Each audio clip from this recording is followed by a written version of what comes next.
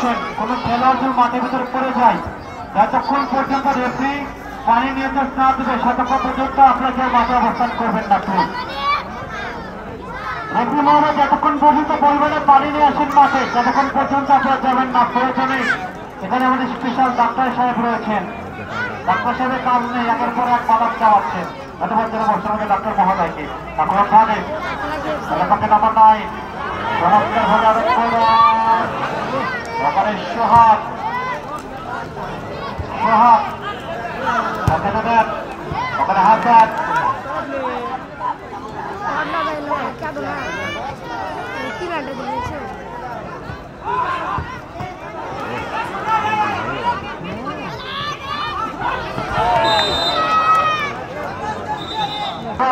প্রত্যেকটা গোলরক্ষক রিয়াদ মাঠে অবস্থান করবেন।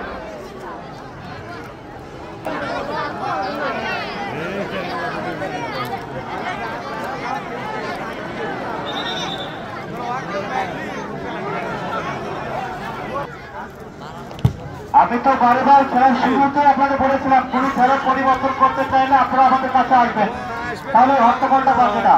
আমি পরিষ্কার আপনাদের জানা দিচ্ছি 11টা করে খেলা অংশগ্রহণ করতে পারবে। সেক্ষেত্রে একজন খেলোয়াড় কোন কারণ বলে আঘাত পেয়ে যায়, সেই খেলোয়াড়দের কাছে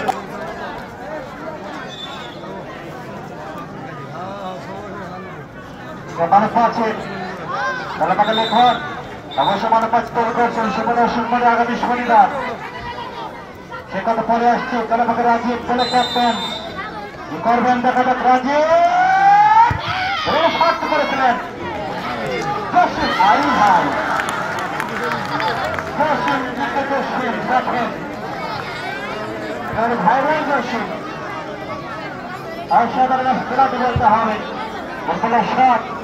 আগামী শনিবার 5 তারিখ এই মাঠে যে দলের অংশগ্রহণ করবেন শক্তিশালী কালিয়া ফুটবল একাদশ, তার প্রতিপক্ষ থাকবে শক্তিশালী সেটা 30 সময় খেলা অনুষ্ঠিত হবে। আপনারা মুক্ত করার সবাই আমন্ত্রিত।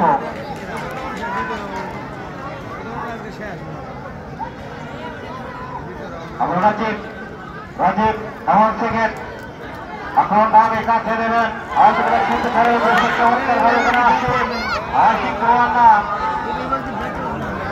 আশিক ক্রান্ত করতে পারলেন না। কি সুযোগ তো পেয়েছেন, চমৎকার বাড়িতে ভাইরাস করতে পারছেন। ভিড় রয়েছিল ওখানে এবং জিয়াদ বাবু রয়েছিলেন কৌতূহল করতে পারে ব্যাখ্যা করতে হবে দলের জন্য। আমরা লেখক প্রতিপক্ষের খেলোয়াড় এটাকে দলের দেখতে ছোট বর্ণের খেলোয়াড় দিকে বসে তাদের নিয়ন্ত্রণ রাখতে সক্ষম হয়েছে। আগামী 5 তারিখ